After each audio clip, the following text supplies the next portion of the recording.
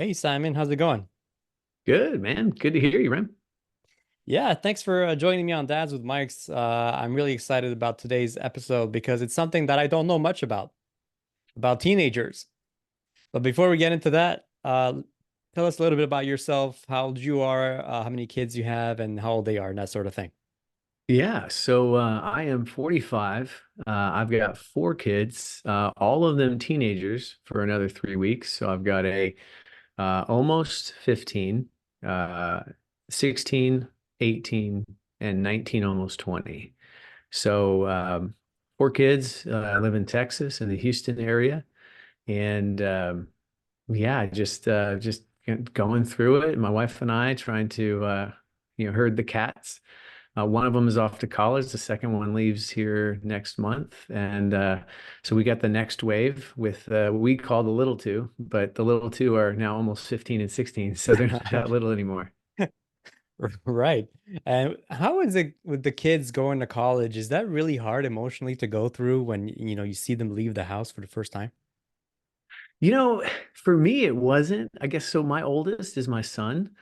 And kind of the way I parent is I've said for years, and my kids hate it. So I've got all these sayings that, that they start rolling their eyes sometimes when they hear. But, one of my things was always, I'm not raising children, I'm raising young adults. And so to me, my son stepping out into that life and going to college was like, yeah, like I mean, there was some times I think it was way more emotional for mom.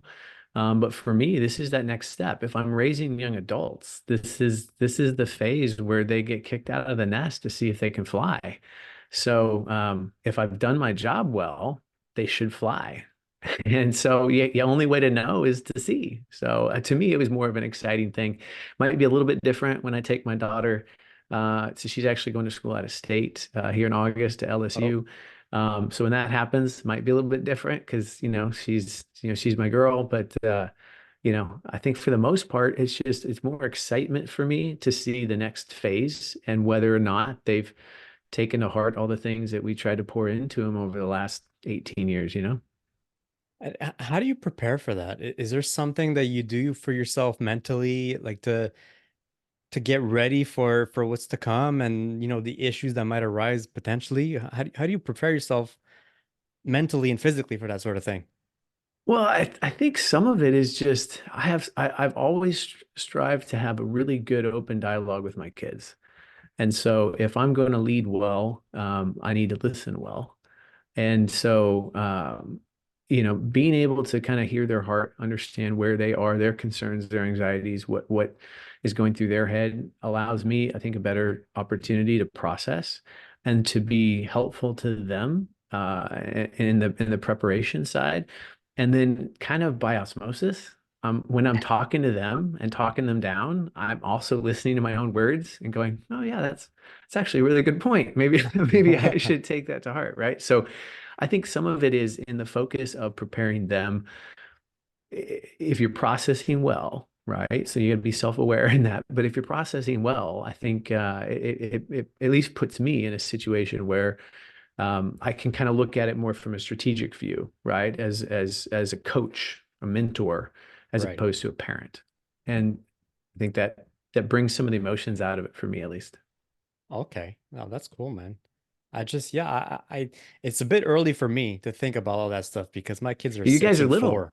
Yeah, Yeah. man. Yeah. Yeah. So it's not something I got to think about for a very long time.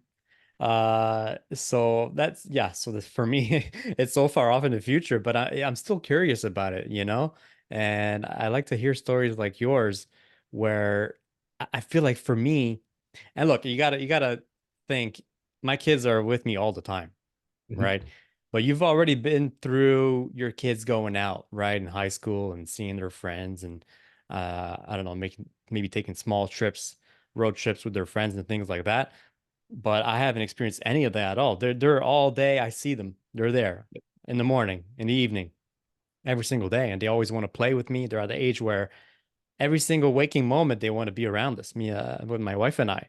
So I still can't imagine what it's going to be like the day when they're not going to want to play so much with me anymore, Yeah. or they're going to start going out, birthday parties, activities, and whatnot.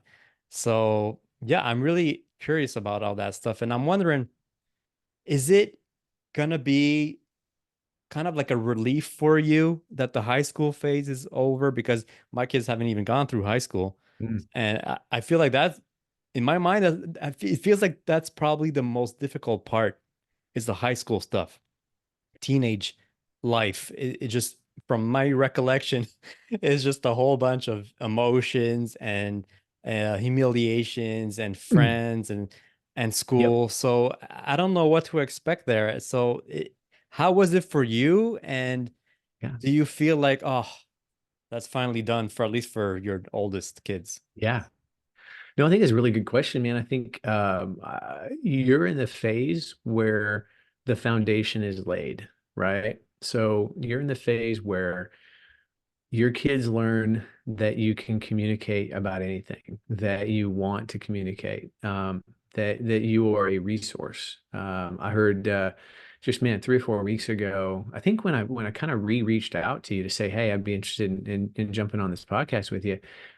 We just had a sermon at a church, and one of the discussion points was kind of the 3 phases of parenting, and that a lot of people really get those 3 phases messed up. And so, the 3 phases were cop, coach, and consultant. And so, when the kids are young, you are that cop, right? And you're there to serve and protect, right? And that cop phase, really lasts until usually kind of preteen, teen age, where, because I said so is sufficient. Right. But at some point, you begin to lose that authority as they start to kind of get their own sense of who they are and how they think and how they process. And then you have to transition into the coach phase where, you still have some authority. You can bench them, right? You can pull them off the field, but it's not quite the same, right? It is motivating them to make the right choice, but they're the ones out in the field, right? Right. They're the ones actually running the plays, and getting to that point where you realize that my authority has changed a little bit, and I still have it, but it's probably a little less effective if I'm always using that Okay. cop button versus that coach. Hey, you can do this. You got this. Right. Here's what you need to focus on this, right? And then the final phase where I think a lot of parents get held up on is switching to consultant, right? A consultant doesn't generally call you out of the blue on a Thursday and tell you what you should do. They're there to be reached out to. They're there when you call them. And a lot of parents of 20 somethings totally get that backwards, and they try to tell and demand, and they still cop or coach the folks that should be consulting. So I was like, that's a really fascinating kind of phases. But for me, so the foundation is in that cop phase. If they know that I'm always going to be there, that I'm their protector, I'm their provider, that I'm listening ear, that I'm even keeled in that I give good advice. I've loved with my littlest one. She is my most gregarious, in 14 right now, but she's the counselor at her school. Everyone who has a problem comes to her. And she Nice. comes and she's like, Dad, you know the secret? I just tell them what you would tell them. And so she's Wow. like, I have this superpower How that proud I are know how you? my dad would tell me to handle something, and I tell them, and they think I'm brilliant. I'm like, well, that's great, little one. Let's, let's do it, right? She's even got me on the phone with a friend, and sometimes in a situation where that other friend of hers is having an issue with their dad or with their mom or something like that, and going, hey, you know what? Let's see what my dad would do. And I'm trying to be respectful of the other parent in the situation, but trying to guide that young girl on how to approach properly. And so I think to me, high school was easier. It's still harder than elementary for sure. Yeah. I think junior high was actually weirder with the who am I and anxiety and all that kind of stuff. Once I got my guys into high school, they kind of settled into and had already identified who they were and were pretty confident in that. And it's because of the coping skills and the conflict, being able to handle conflict and not be avoidant of it, and kind of all those principles that, again, if I'm raising young adults, I have to teach them how to negotiate, how to solve problems and not run to a parent or to a teacher every time. Like, how do you deal with that guy and that gal who's treating you poorly? And so I think if you raise them up in that, I think 3 and 6 are your ages, right? 6 and 4. Um, 6 and 4. Okay, I was off. But you raise them up over the next 4 to 6 years. They get to that 10, 11, 12, and they kind of know what dad would do, or in some cases, what mom would do. Right. And it prepares them to make those better choices so you don't end up with those edge cases that every parent's worst nightmare usually incorporates. So I think it It all sounds goes together. right. Okay. And it sounds like you've got a really close relationship with your kids. Is there Yeah. something that people can do, that parents can do? Because it's very easy now, especially for parents like me with kids the age that they have, 6 and 4. It's easy to have a close relationship with it. They want to be with you all the time Yeah. and talk to you and ask you questions. Now, my wife and I are very present parents, so we've Mhm. got that down. Is there something that we can do to ensure that it stays that way long term, well into their teen years? Or is it just more of like, well, keep doing what you're doing, be present, be there for them, answer their questions, be supportive, validate their emotions, take an interest in their hobbies, their passions. So is there something specific that you did that made it so that your kids kept wanting to spend time with dad and mom and just talk to you and ask you questions even at 15, 16, 17 years old? Mhm. Here's a good question. I think I love that. I'm intrigued now. I kind of want to go home and ask them. But yeah, I think so. I think you're in a unique situation in being able to work from home and having all this time with your kids. I was a stay-at-home dad for 5 or 6 years. And so when we moved, my wife's company moved us from St. Louis down to the Houston area. And so, I sold my business at the time. I was in financial services, came down with the intention of opening up a shop down here for a number of reasons. That just I built everything warm market up there. I didn't have that down here, and I couldn't cold call for crap. Horrible at it. And so we started looking at it, and it was like, okay, at the time we had three. We were pregnant with our fourth. We had 4 kids, 5 and under.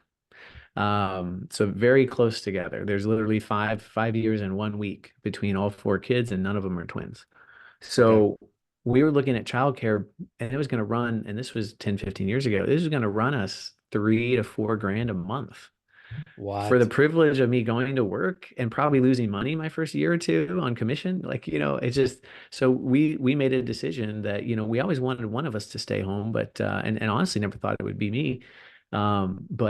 But that was the better choice for us with her income and the situation we were in. And so the funny thing is, if you go back and you talk to her, we sit down with couples all the time. I am the more even-handed, consistent. Like I probably I joke, I have more maternal instincts, I think, than my wife. She's a hard charging, badass woman. Like she's amazing. I love her to death. But she probably does better in the office than at home. And so, I think having that time, you can build that friendship. The challenge, I think, is that you've got to be able to add value to your kids. If you can't add value, if they are already kind of know, well, dad's not going to like this, or well, dad's just going to say this, well, then why would they come to you? They Right. don't need that. And so for me, I always wanted to, whatever they were doing, try to be a little bit proactive in figuring out what it is.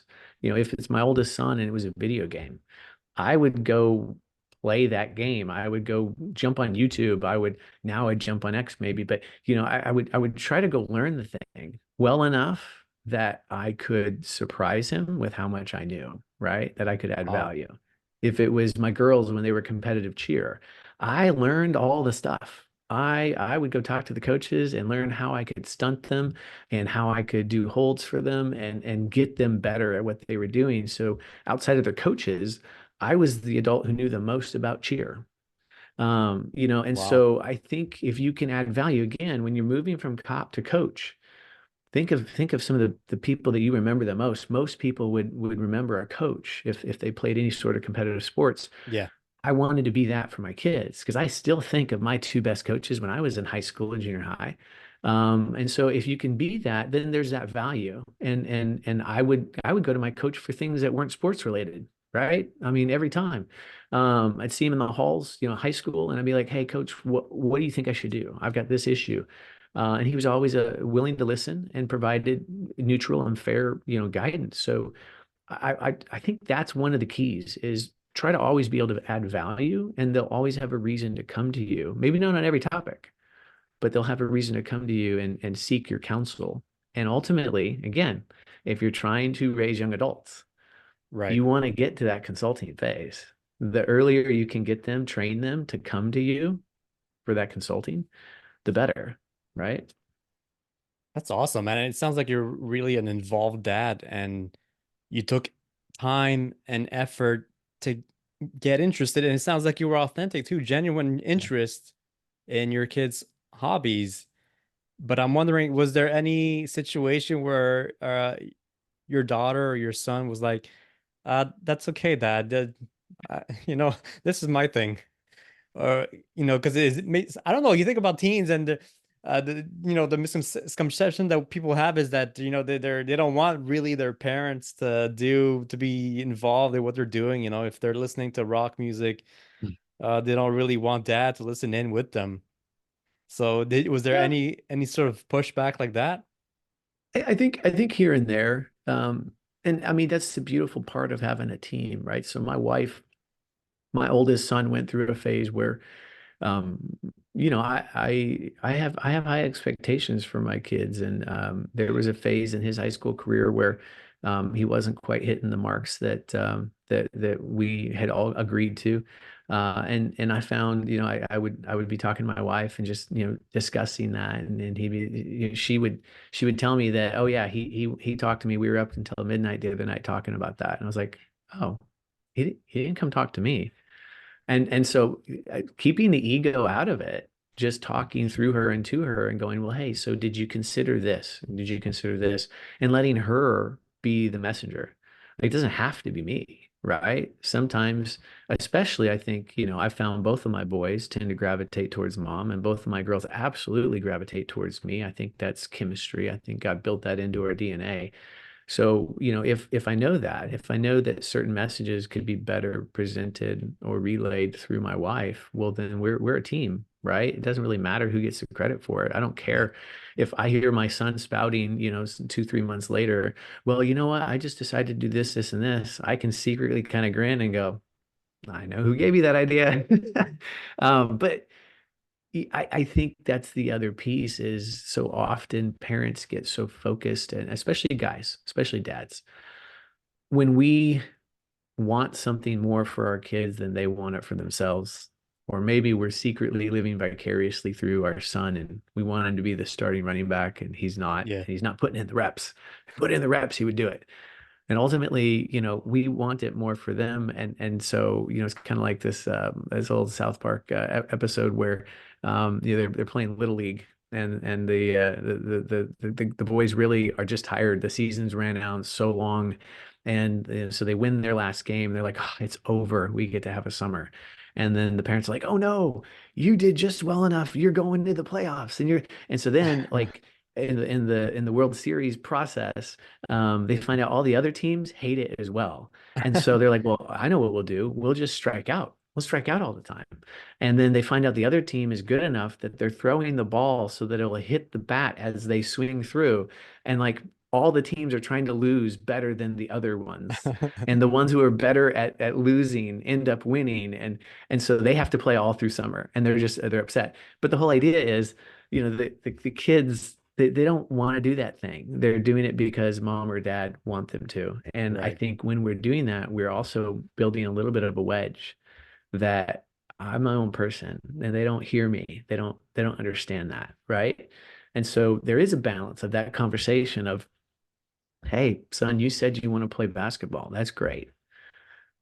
Where is your talent? Are you going to make it to college? Is that really your passion, or are you just doing it because you love the game? If you love the game, do you need to be in three clubs and play every weekend and travel twice a month? Like here in Texas, that's huge. I know so many families who are never home on the weekends because they're traveling for whatever club for multiple kids. Yeah. And I'm not saying it's wrong; it's their choice, but there needs to be a dialogue around that. And for us, it happened around COVID with my daughters in competitive cheer because we were traveling literally at least 2 weekends out of every month. And my Okay. youngest one came to me and said, Dad, I've got 30 some people in my elementary school in my class, and I've missed every birthday party of everyone all year except Oh, for one. And she was also on my team. wow. And so she's like, I don't know if I want to do this anymore. And Really? now she's my gregarious one, but to her, what matters more is friendship and connection and all that. But that was her realization. I'm like, okay, well, hey, baby girl, if this isn't the long term for you, this is just fun, and it stopped being fun. Hmm. Well, then what do you want to do? And let's explore that, right? As opposed to me thinking, well, doggone it, I've put 30 grand into this over the last 4 or 5 years in private lessons and hotels, and it'd be really easy for a parent to go, no, you're in this, like, And but probably a lot that's of parents really, do that. they do. Absolutely. Especially if it's something they always wanted to do. Yeah. And so I'm really big, and I'm part of my men's group, but within that group, we talk about that self-awareness piece, right? Being self-aware to know, why am I behaving this way? Do you have enough quiet introspection in your life, or other men, for me, other men who can check my blind spot, right? And go, hey, dude, you're you're pushing a little hard on your son there. Like, what's that coming from? Is that is that an issue with you, or is it an issue with them? What is that? Is that ego? And I think sometimes we don't have, as men, we don't have as fathers, other people to bounce ideas off of. That's true. And so having that tribe, having that group, that circle that can check you every once in a while and go, hey, you're saying this, but your actions are this. That's not Yeah. congruent. And how do we live that congruent life, right? You So, know, that's something I often wonder about because uh last year we got our son into skating because mm, hockey is pretty big here in Canada, yep. obviously, as you might know. So, and he's been watching hockey and he's been wanting to play hockey for a while now. So, actually about 2 years ago when he was 4, he started skating. And to be honest, he wasn't the greatest at it. Now, granted, it's still early, but compared to the other kids in his group, he wasn't one of the best skaters. Mhm. And I was just wondering, and he's still doing it. It's way too early to call it quits or anything like that. But I started asking him questions because this one weekend on a Saturday morning, he was supposed to go skating lessons. And I told him, Lucas, we're going skating this morning. You know that, right? And he's like, oh, okay. He didn't look so enthused this time. So I started digging. I was like, is everything okay, buddy? He's like, yeah. I started asking more questions. Are you excited for skating this morning? He's like, yeah, with that tone of voice, like, yeah. Yep. Didn't sound too excited, So I started, asking him a little bit more. So what is it about it that it makes it sound like you're not so excited about it? He says, I don't know. And this was last year, so last winter.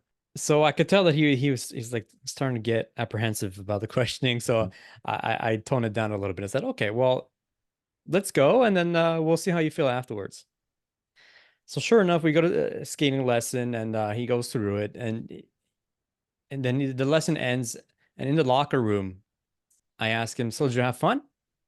And he says, "Yeah." Same kind of same kind of message There's that a I'm trend. getting from him. Yeah. And I'm like, all right. Uh, so the session was almost done at that point. I think there was like 1 or 2 weeks left. And I say to him, next session, are you looking forward to it? Or did you want to try something else? Because he's at the age where, it's too early to say, okay, well, you're going to do hockey Yep. winter, summer, spring, fall, all seasons. which you can do up here. But he's at the age where we wanted him to try a few different things to see what he likes, and then he'll be able to decide, what he likes the most and what he's better at. So we just my wife and I we noticed that he wasn't so excited about skating anymore. And I told him, well, son, you know that if you want to play hockey, you're gonna have to learn how to skate, right? And it's okay. It takes time to learn how to skate. It's not something that can be learned overnight. And he's like, yeah, I know, but I want to do karate next summer. So, he told us that, and we took it as a hint that maybe I think he's very perceptive, right? So Mhm. I think he kind of knew he wasn't doing so great at it. But what I'm wondering is, and where I'm trying to go with this is that, you've been through it obviously with four kids and they're teenagers. I'm wondering at which point, like, how much should you encourage them to keep at it, Mm. or just realize, you know what, this is not going anywhere. He's not liking it so much. Let's just scrap it and he'll do something else. No, that's a good question, man. I would tell you, like when I was young, um, my wife and I would talk about, us having kids and what that was going to look like. And we were married for 4 years before we had our first. And so, I had all these ideas, right? And I'm like, my son's going to play football. He's going to be a basketball player and all this. And he did end up very tall, just never enjoyed sport like that. He enjoyed martial arts. In fact, he's actually in college. He's on the college jiu-jitsu team.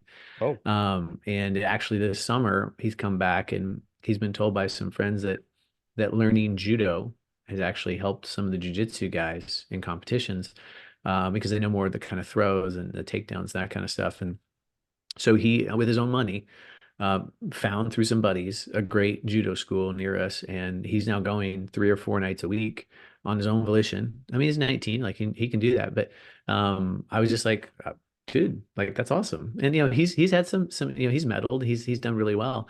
I never would have thought that. Right. I mean, he's tall like me. Like I was hoping like, at least try basketball. He's like, nah, it wasn't interested.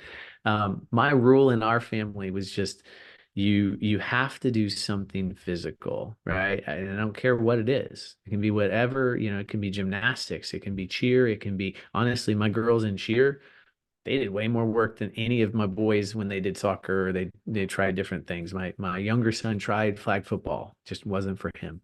okay. And he's more kind of artistic. So he wants to do theater, he's in choir, he's actually an all-state choir. And so I realized like as much as I would love for him to take up a sport, my rule is do something. So he joined the wrestling team as a freshman, not because he really thought it was the closest thing to martial arts, and he had done jujitsu and Krav Maga with his big brother. And so he's not great. He's learning. Okay. But now he's getting to do all the physical stuff. He's in the PE hour with all of his wrestling buddies. And so he's front squatting, 185, which is, almost 150% of his body weight. Like, Wow.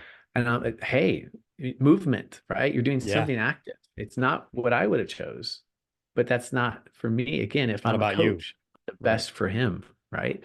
And so I think that's part of it. And so there's a balance. Like you said, he's 6. So the question really is, if he goes and does karate or does something else for this next year or two and decides he really did love, skating and hockey, he can still come back to that. He's at that True. phase where, the tech tree, right, has all the branches. Like he's not going to get so far in this karate tech tree that he can't shift over. And Right. karate and martial arts actually has great crossover to almost any sport. It's athleticism, it's body coordination, it's memorizing plays or katas, right? Yeah. So, there's so many things that cross over if later he decides he wants to try something else.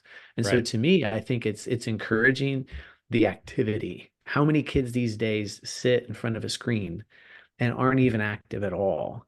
Like the Yeah. fact that your son is choosing a sport is better That's a win. than it is a win, right? And so then it's does he find passion in it? Is there something, is there something that he really enjoys about it? The achievements, right? The great thing about martial arts is the belts, and karate has some of the most. So, giving that, we were really big in trying to incentivize the things we wanted to see, right? And so we would do dates. I was big on dating my kids, right? Especially my daughters, but my boys as well. And so we would say, hey, if there was something a coach wanted my son or my daughter to accomplish, I'd be like, hey, for a while I was a CrossFit coach. And so I had my kids in my CrossFit Kids program. Okay. And so I told all of them, hey, when you get your first pull up, you earn a date. Now it's just a simple like ice cream, right? Nothing huge. Sure. But then they'd be like, well, Dad, what if I do this? Right. And so then we would set, and we did the same thing with instead of you get $5 for A's at school, it was, you get a big date, right? And so maybe that's dinner and a movie and something fun, right? And so we're also teaching them to value time with us. That's the reward. The Yeah. reward isn't dollars. The reward is connection with mom and dad, or mom or dad. Sometimes it was, hey, my wife would take my oldest son out and they would just have some fun one-on-one, but there's time conversating in the car, and there's time talking over dinner, even if they went to a movie, right? There's engagement. But that was one of the things we do. And so, I challenge you, if he does karate, just say, okay, hey, if you can learn the first kata, or you get your first belt, you break your first board, right? Ice cream date, right? And so you incentivize that. Ooh, not only does coach want me to do Yeah. this, or sensei, but like I get this, right? And then the beauty of that is I have four, so it's easier. I created a little bit of healthy jealousy within the crew, because well, why did he get to go to ice cream and I didn't? Oh, well, because he got his first pull up. Do you have your pull up yet? No. Well, let's work on it. Right? I'm Yeah, not that's healthy saying competition. it is. Well, and one of my sayings, and the kids hate it, is fair isn't equal and equal isn't fair. So, if you're working harder, you should get rewarded. Yeah. If you're not, there should be a consequence, and not a negative consequence necessarily, but you're not going to get to go get ice cream. So, and the next time you do something that your brother didn't, you're going to get to go. So we're being fair, but we're not going to be equal. But I want to incentivize, activity and the actions, and ultimately the end goal. And so figuring out Yeah. creative ways to do that, I think, is so much more valuable than, you know, do this or else, right? That works when they're Yeah. little, but not when they get to a certain age. That's such good advice, man, and I appreciate it because I was really struggling with that for a while, like he's like 6 years old. Should I really be letting him make this kind of decision? And we Mm, sort of gave him the choice, right? We said, okay, for next session, do you want to learn how to skate? Can you learn how to skate or do karate? So, and he's old enough where he could make a decision like that. But the thing is, in my mind, I was thinking, well, he's probably just going to go with how he's feeling right now. And, is it my job as a father to keep pushing him at that age? Because again, he might not be old enough mm, to know what he'll want in a month or two. But at the same time, on the other side, would I be pushing him into something he's not enjoying? And yeah, how does that serve him? yeah. So I was Well, really struggling with that for a couple of weeks. I think though you're right there. Six is that age where they can begin to make decisions, and I would say, and although there's some negatives around the phrase, I have kind of always tended to feel, if you were going to categorize my parenting style, it's more of, without the negatives, it's more of a free range parent, right? So I want to let my kids experience. I want to by 5 or 6, they knew how to cook at least one or two meals. Now, that might have been a grilled cheese, right? It might have been warming soup up, but they knew how to do that. When they started going to school from kindergarten, first grade, part of it's because I had four. I had to teach my oldest ones how to do some things because Right. I had three little ones to go chase. But so I was really big on that. And so again, with the mindset of raising young adults, I need my kids at the youngest age possible, and each of them were better at this at different ages. My oldest son, he could do this at 5 or 6. My youngest son, probably more 7 or 8. I wanted them to learn, hey, how do we make decisions? Right?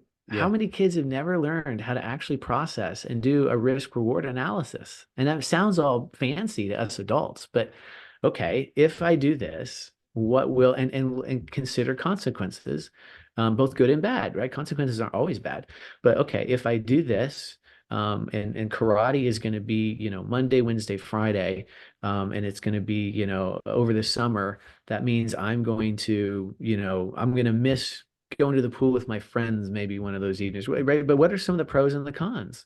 And Yeah. we teach kids to analyze. Hey, okay, and what if we skated?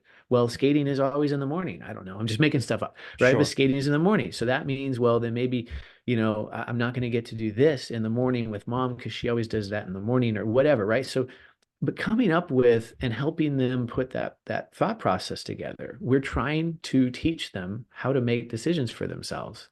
Yeah. Now, is that harder? It absolutely is harder. As a parent, you have to pre-plan and kind of you know where you want them sometimes. I want them to choose this, but I'm going to give them the tools to make that decision. And maybe at a younger age, I'll tip the scale a little bit. I'm like, oh, well, remember, if you did this, but within reason, I want them to weigh it and at least believe that the decision was 100% theirs, even if Right. even if I tweak some things, right? And then Yeah. as they get older, I can't push the scale down as much. It's more 100% them, but I've now taught them the skills to analyze a decision and move forward, right? My rule was just so two things. Van Dykes keep their commitments, right? We keep our agreements. So if you're going to choose karate, you're going to choose it for the whole session. We're not going Okay. to go a month in and stop, right? Right. So I'm committing to that session. You're committing to that session. So if we're going to make this decision, Van Dykes keep our commitments. And then the other thing is, we are going to give it 100% while we're there, right? Yeah. I don't care what you do the rest of the day. But when you're there, you owe it to your coach and the other people in your class. If you can make those two commitments to me, we're good. Let's go try it, man. Maybe karate is your thing, right? Let's go rent Karate Kid and watch it, but rent the original because it's way better. Agreed. So you mentioned a couple of times giving them the tools to succeed Mm, and to make the right decisions. And that's something that I really wanted to get your take on was uh, and it all again, it will depend on who they're surrounded with in terms of their friend groups and friend circles. But what was your strategy to make sure that they made the right decisions when, let's say, they would go out with their friends and the friends maybe wanted to do something that's, maybe not the best thing, without getting into specifics? yeah. How do you ensure that your kids, how do you provide them the right tools to make the decisions to not follow their peers? So I think it is easy to say this, but I'll dig in as deep as you want to go. I think the first thing is teaching them again with those critical thinking skills, how to select good friends. If they've surrounded themselves with quality young men, young women, those kids tend not to make those kind of decisions.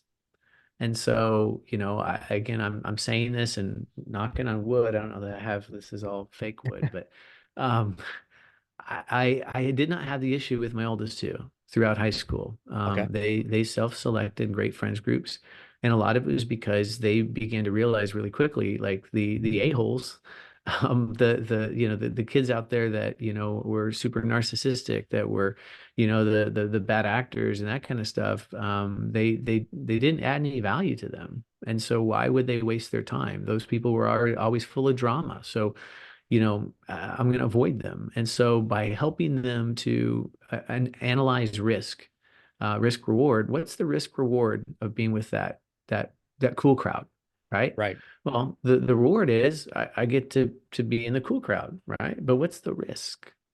What's the potential cost to other relationships, right? Because being part of that little niche might mean you don't get to be friends, you don't get to associate or be part of this whole other group. And so I think if they learn that moving up, they're far better at making those choices. And we also try to facilitate it. My oldest daughter was horrible at making friends. She was super shy, and so Okay. we created. And again, fair doesn't mean equal, and equal is not fair. I told my daughter, I said, hey, here's the deal. I want you to reach out and make more connections because she had this one friend in our neighborhood that she was just always her go-to.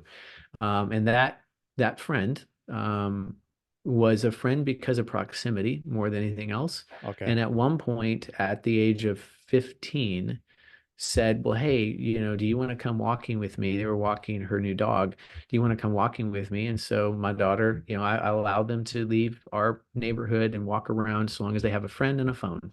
And so in doing that, they did. And she said, hey, I'm going to go meet a friend in this neighborhood next to ours. And so my daughter, again, friend and a phone, she was good.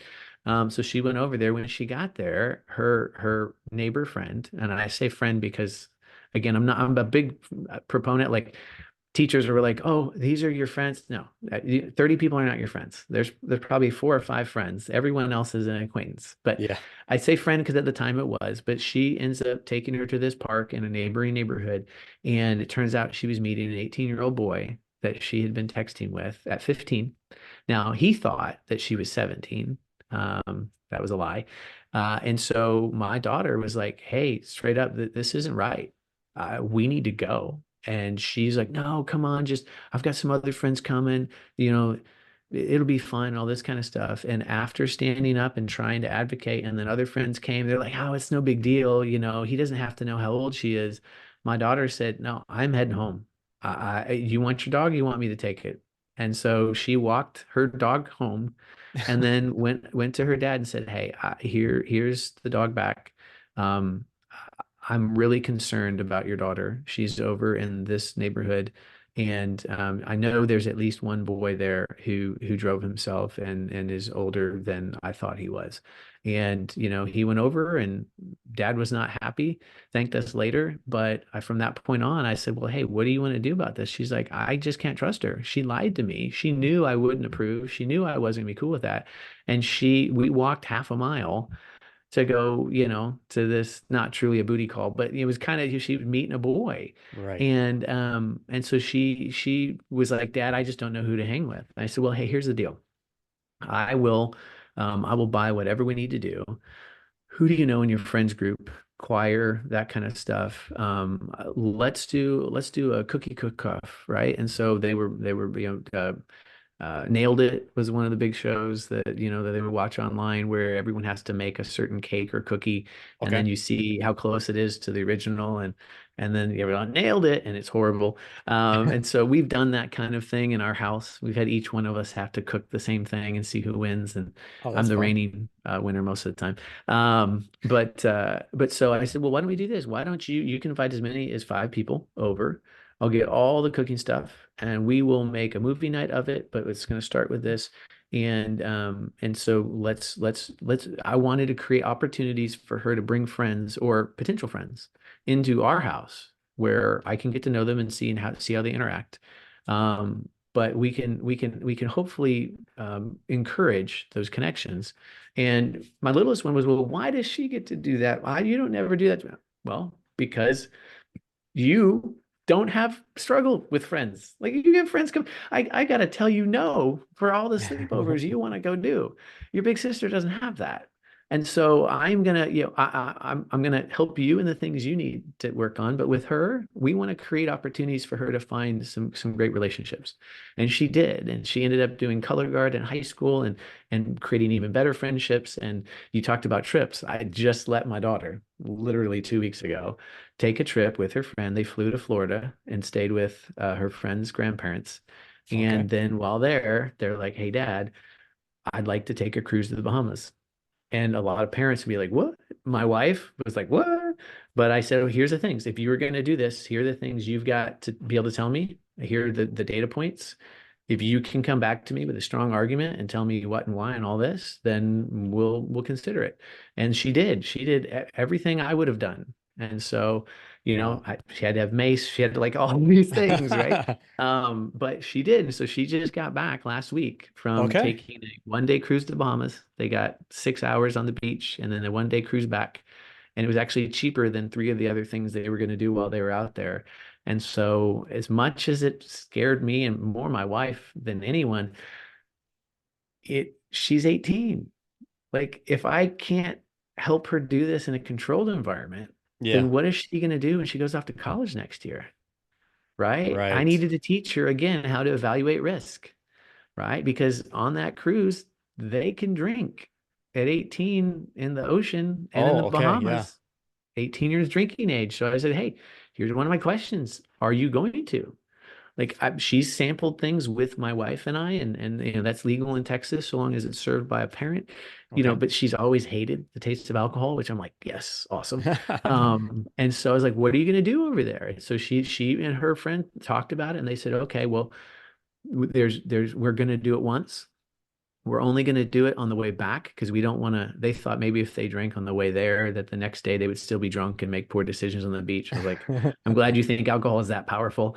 But so they selected when they were going to do it, and they were gonna have one drink, and it was all they were gonna share it, right? So it's halvesies, Okay. and they were super smart about it. And she actually decided, she's like, Dad, I hate strawberry daiquiris. They taste nasty. And it tasted so horrible to them that they thought they've heard all the cool people drink rum and Coke. And so they're like, well, we'll do that. And she's like, it was horrible. It tasted like chemical Coke. I was like, good. But Awesome. that That's was what you her want to hear. experience on a ship in international waters at 18.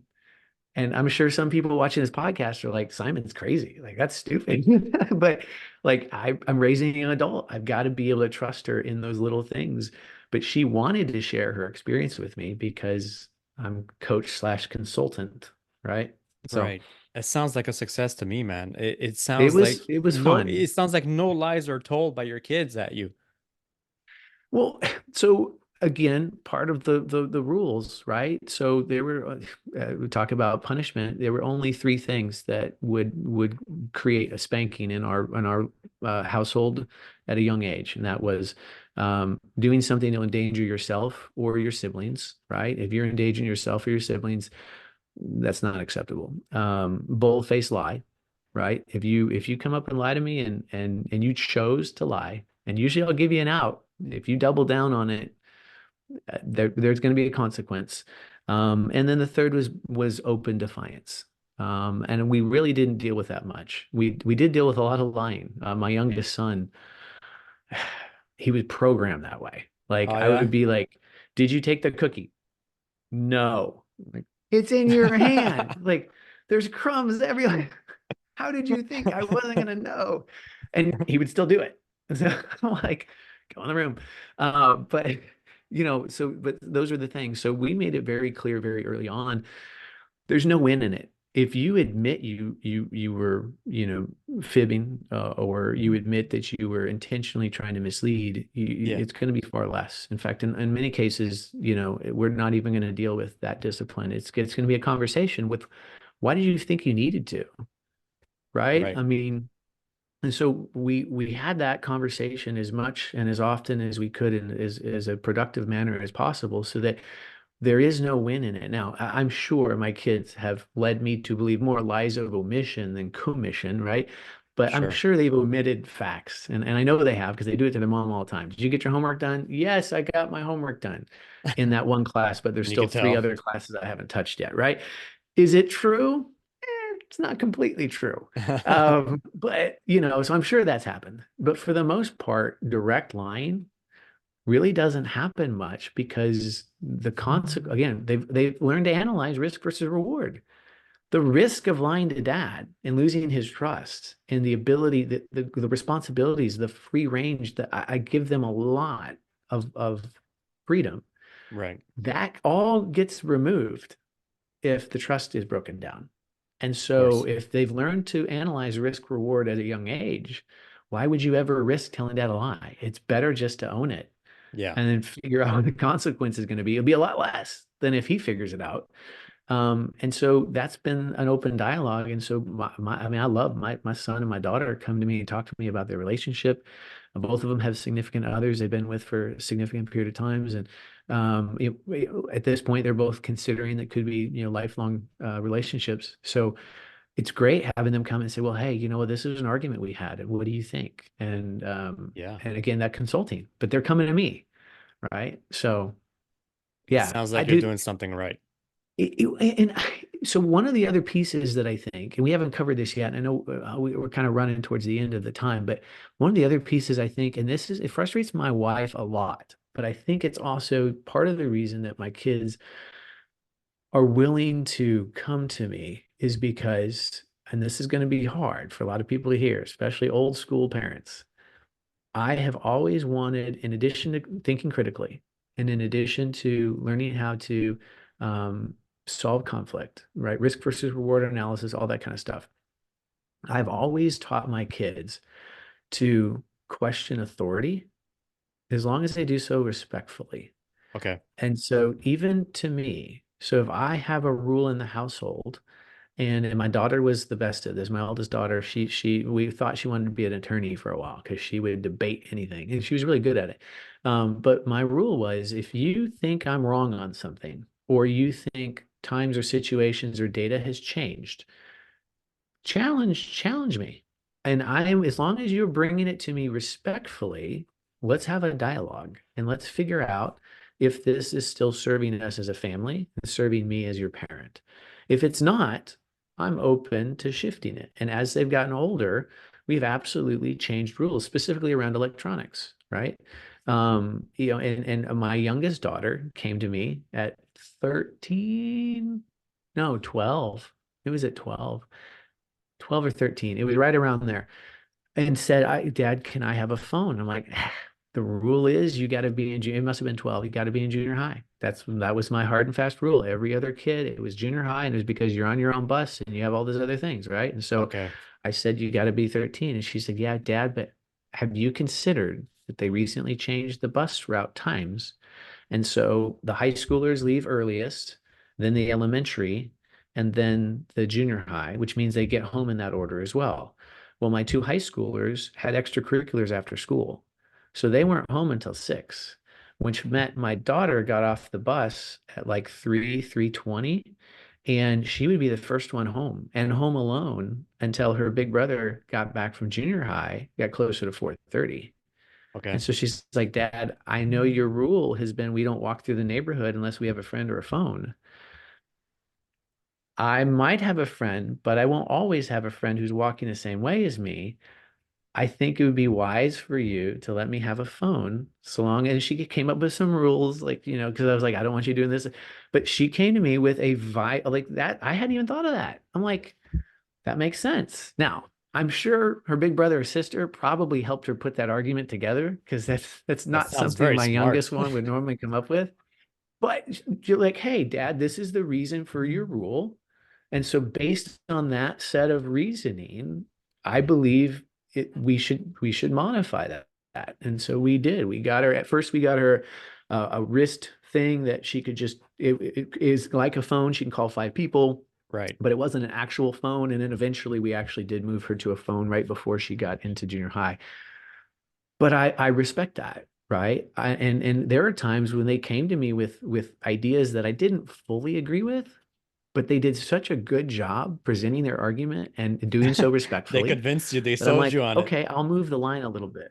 Right? But think about this. The same thing. I want my children to be able to advocate for themselves. How many young adults get into their first job and they can't advocate for themselves, right? Yeah. They're We hear working about with it a lot. coworkers who are right, bullying or even bosses maybe who are telling them to do things, maybe even unethical things, and they just think it's the boss. And they've been taught, you always listen to dad and teachers, and so bosses are just the next thing.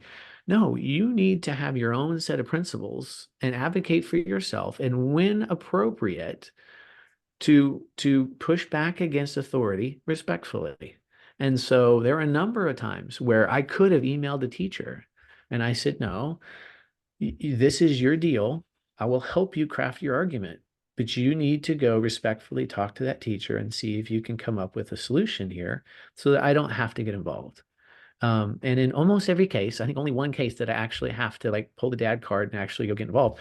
Most of the time, my kids were able to do that. But again, I was helping them come up with, well, what are you going to say? Let's role play it, Yeah. right? And so again, though, in that process, they're learning how to be their own person, Right. right? And so I think when you do that, when you know who you are, you know what your principles are, you know what you believe in, it's a lot easier to make those good decisions, and you're a lot less likely. All this came from your original question about how do you make sure they're not out with the wrong crowd. Yeah. If your kid did all those things, why would they want to be with that crowd? True. It would violate all the processes you taught them to do, And right? it's so funny how you mentioned the phone thing, because that was going to be my next big concern for me. And again, it's still very Yeah. early for our kids, but I'm you hear about it a lot these days. When to introduce phones or smartphones to teenagers. And I, dude, I see some like 10 to 12-year-old kids with phones in public, Mhm. and I'm like, what are they doing? Like, well, we're out to dinner at a restaurant with my family, and there's another family sitting next to us, and the four of them, the parents and the kids, are face planted in the phones. Like, Yeah. what are you doing? Why are you even going out to dinner as a family then? So that was another question I had for you is how early is it to have a phone? Because I was thinking in my head, and I get the whole safety thing, you can't, for you, the rule was with a friend or with a phone, right? So eh, if you do give them a phone, and let's say they're 13 years old, then you just like not put any apps on it and just monitor everything, or how does it work? And again, and so let's go even further. Like, at which point, at what age is it okay to say, okay, fine, you can have Instagram or whatever it is that they want? Mhm. Well, so that's a funny thing. I'll tell you that none of my children, they'll have phones. None of them are actively on social media Wow. by their own choice. What did you Um, do? I'm gonna write it down right now. so again, I think it's the risk versus reward and helping them to make their own decisions. So they saw so many of their friends getting just sideways, and so my oldest son, he did get Snapchat for communicating for whatever reason when he was on the football team. He wasn't playing football, but he was on the videographer team. So he traveled and practiced and did all the things with the team. In Texas, football is a big deal. And so he was part of that kind of support staff. And so he had to have it for that, but very rarely used it for anything. Didn't use it for the purpose that Snapchat was intended. My oldest daughter, she actually saw her best friend change overnight over a summer last year, from junior to senior year. And she became very vain and very focused on likes and very just her personality changed significantly. And she's like, Dad, I don't even want the risk of that. And so, we're sitting there talking about networking and college, applications and all that kind of stuff. And a lot of your colleges will do a social media review. Most jobs these days will do, depending on what you're doing, a basic social media review. True. And I was like, baby girl, it actually, you don't want to have no social media because then they think that's weird. So like, Yeah. let's set up a couple of, we haven't done it yet. I was like, let's set up an X account. Let's set up a LinkedIn account and let's set up a Facebook. And she has Insta, but only to see her friends. Like she hasn't, I think she posted one picture 3 years ago. She's never posted since. Um, and so, I was like, it would be wise to have something on there, but then just don't put controversial Controversial. takes on there. You Right. know, if you're going to a party, be selective of the picture. Again, risk versus reward. Yeah, it might be cool to show that picture of you doing X, Y, and Z, but what's the reward and what's the risk, right? If this means that you're not going to get a job in 2 years because of something stupid you did as a teenager, don't post it.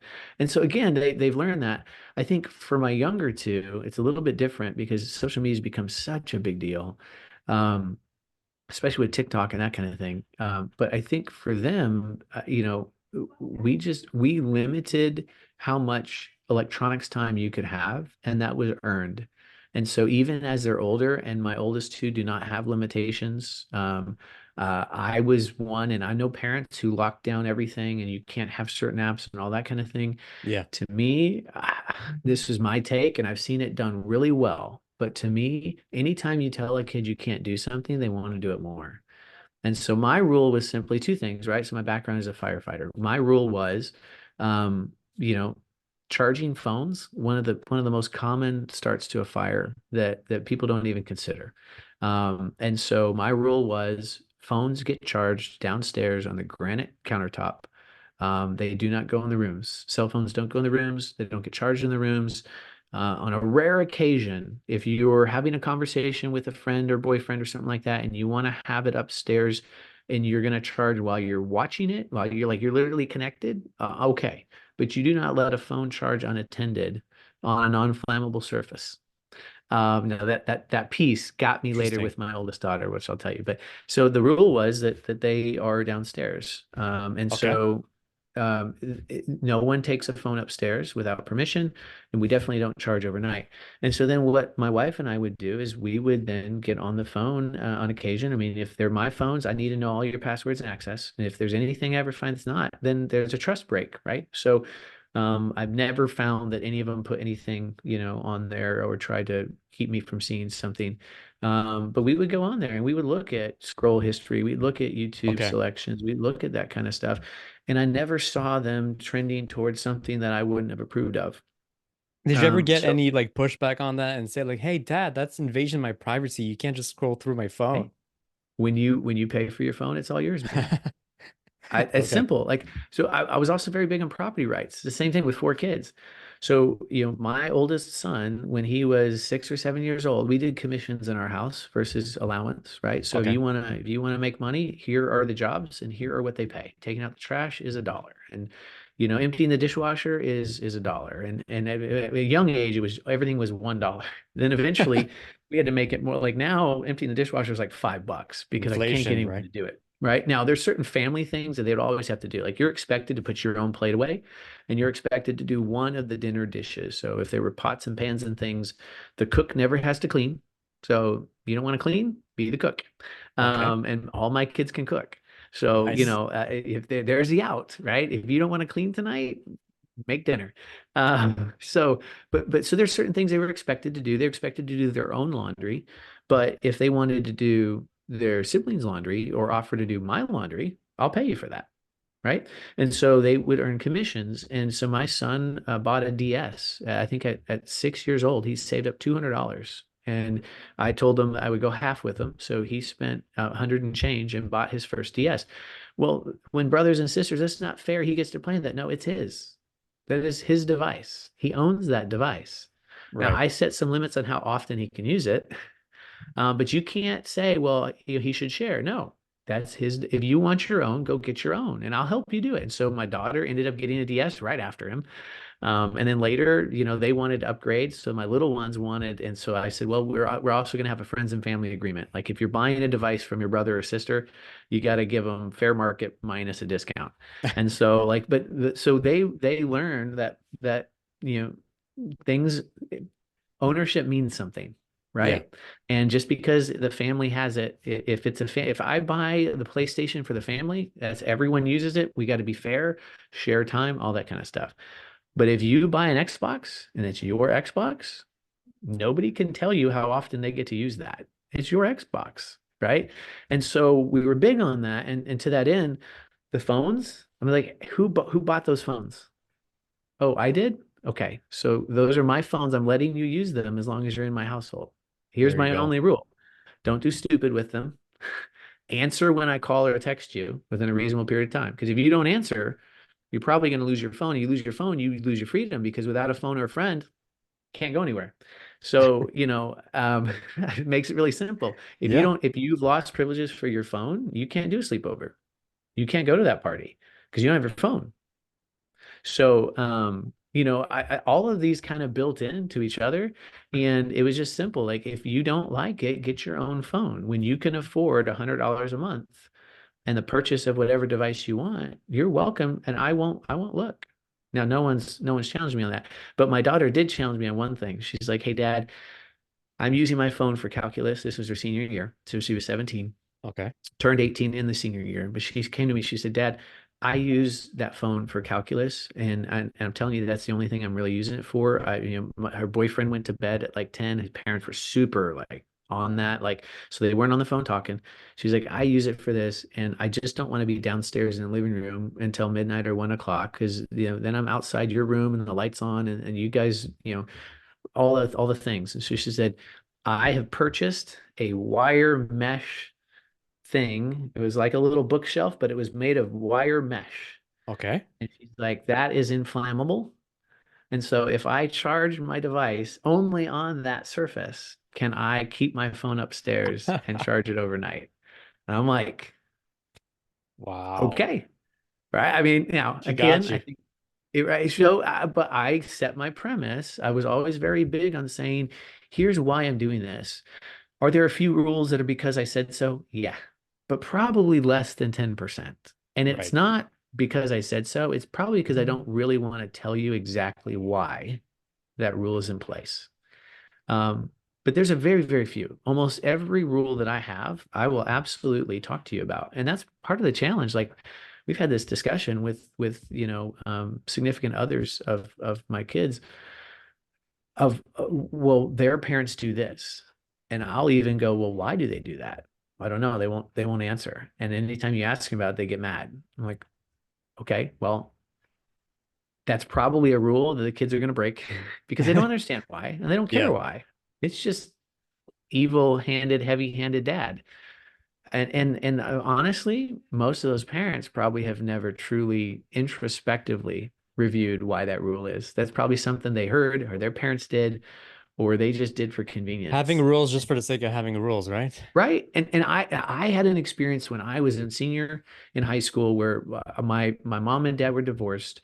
My junior and senior year, my dad came to my sister and I, she was 2 years younger than me, and said, "Hey, I'd like you guys to come live with me for the last 2 years. You're old enough that you can decide. The court will honor your decision. And so if you guys are interested in getting to know me and spending a few years with me, because we were 100% with my mom, my dad only got like a couple weeks a year prior. They lived in different states. He said, I will come get you. My last post, I'm going to be here and I'll do all that kind of stuff. And so I said, yes. The challenge was my stepbrother had gotten a girl pregnant that same year. And once that happened, they became very untrusting of everything. So they piled rules upon rules upon rules Mm. and what I called untrusting rules, right? Like, Right. so the rule is don't get a girl pregnant. But because we were worried you might actually break that, we're also going to say that you can't date. Okay, but because we're pretty sure you probably break that one, you can't have a girl in your car after a certain time. And so there was just all these layers of rules. This is the one I don't want you to break. I'm going to put all these other ones in place. And so to me, they were untrusting rules. They're like, I Yeah. don't believe you'll actually keep these. So I'm going to put as many in front as like a barrier, right? And I get it. But to me, the lesson, the message I got was, I don't trust you. Yeah. And That's so what if you it don't sends trust out. me, well, then why should I be trustable? Now, Right. fortunately, I never went far off of the deep end, right? But I sure was tempted a few times. And so I said in my life, I want to set up rules that my kids understand and that we agree upon. And that if they think times have changed or situations have changed, data has changed, that they can respectfully come to me and voice their opinion. And that's hard to do. I've had some conversations where I've sat up in my bed with my wife asleep next to me and my daughter sitting at the nightstand until 2 a.m. going through as she's making her case. And I will sit there and do it respectfully, as long as she's being respectful. At the point where the respect stops, or the point that you are now just being redundant, then we're done. But we can reconvene tomorrow. Yeah. And that annoys my wife because there are so many times where she's like, because I said so.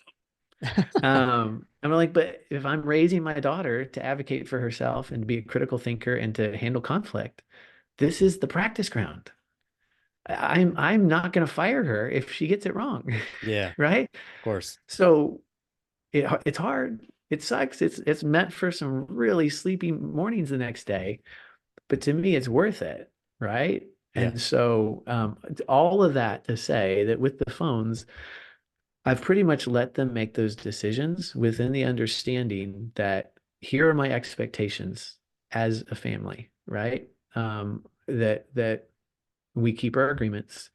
That one of those agreements is that you are not going to be doing anything that is uh, inappropriate on your Okay. device or in my house. And so, we understand what that is within our family rules. And so if you're, surfing the web doing stuff you shouldn't be doing, that would be a violation of our agreements. Right. And the risk is the consequences. And so fortunately, we had one situation where my oldest son began sneaking the phone upstairs. He would charge it early, and then when we went to bed, he would sneak downstairs and take it upstairs. And one day I heard something, and so I went out and noticed his phone wasn't there. And so I went up into his room, and sure enough, he's on there. And I grabbed the phone. We hadn't checked it in a while. And for the last 20, 30 days, he had been going and collecting the phone, and his YouTube history showed that from like 10 p.m. to 2 a.m., he was scrolling through YouTube videos. Now, none of them questionable stuff. Like there was no inappropriate, but it was being deceitful, right? The Yeah. rule is you go to bed, the phone stays downstairs, not you sneak out after and come get it. And so we dealt with that. He lost his phone, which meant he lost a lot of freedom. He couldn't do anything for quite a while. But we had some very serious conversations, and most of my other three don't even know that ever happened, right? But we pulled him aside. It was like, hey, you had an agreement, right? You broke that agreement. Well, here's what the consequences are going to be, and here's how you earn some of that trust back. It's going to take a while, but here's how we do that. And we never had an issue with him since. So, Okay. um, He to learned me, his I think lessons. it taking the time and trying to be practical, but treating them like adults as much as possible, which again, way off for your guys, right? Yeah. But you can do baby Luckily. steps, right? But if you do some of this over the next 3 to 5 years, when they become preteens and teens, Yeah. it's just easier. And all these people are like, oh man, you have four teens at home? That must be insane. It hasn't. It's been great. Now, there's some moments, but I have actually enjoyed the high school years far more than I thought. Awesome. Simon, thank you so much for this. I feel like Yeah. this was like a lesson in preparation for the teen life, teen years for me. I'm probably gonna have to ask you to do this again, like closer Let's to do when it. my kids I get had fun, older, man. so I can get more tips on that. But yeah, I Yeah. appreciate it so much. Let us know where can people find you, and this is your moment. If you want to plug anything, go ahead. Yeah, no, not necessarily. I mean, I'm pretty simple on X. I'm Van Dyke Simon. It's just my name. I've got a business in the Texas in Texas that supports water districts and fire districts, and we're in the communication space. So, we try to help these entities that tax us do a better job of communicating with the residents they serve. And fire districts do it, I think, better than most, but water districts in Texas oftentimes don't. And so it's kind of an odd thing. But I my ex it tends to be very focused more on my interests than my business. Okay. I'm a big fan of Tesla, a big fan of SpaceX. And that's kind of why I even got on X. Like I support social media for many of the fire districts I help, but Sure. it was just posting stuff for them. I was never really on it for my own enjoyment. And then ever since Elon took it over 2 years ago and started changing things for the better, Yeah. I've really been enjoying meeting people like yourself and others, and just great minds and great ideas. And so Absolutely. connecting with people. But beyond that, man, if there's someone in Texas that works in a small governmental entity and they need to do a better job of communicating, I'd love to talk to them. But honestly, I'd love, if there are dads out there wanting to go through this process with somebody else, I would love to, and I know you've done the same, kind of create a little bit of a community where we can bounce ideas off of each other. I've really enjoyed, whether it be at church or within my Thumos group, my men's group, or just neighbors in the community. Being able to be a resource and then also having someone to bounce ideas off of. So yeah, man, That's great. I'm here because I we need strong dads and we need a strong next generation. And Yes. so anything I can do to help us create that, I'm all for it. Awesome. Thanks again, Simon.